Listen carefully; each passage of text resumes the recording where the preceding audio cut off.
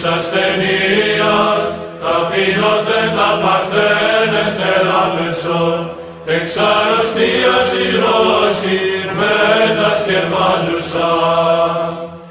Άξιον εστίνος αληθώς, μακαρίζεις εν τη Θεοτόκον, την αη μακάριστον και παναμόμητον, και μητέρα του Θεού ημών, την τιμιωτέρα των χερουβίμ και δοξωτέρα, ασυγκρίτως των Σεραφείμ, την αδιαφθόρος Θεολόγων τεκούσα, την όντως Θεοτόκον σε μεγαλύνομαι, την υψηλότερα των ουρανών και καθαρότερα λαμπιδώνων ηλιακών, την λύτρωσαμένην ημάς εκ της κατάρας, την δεσπίνα του κόσμου ύμνης τιμήσομαι.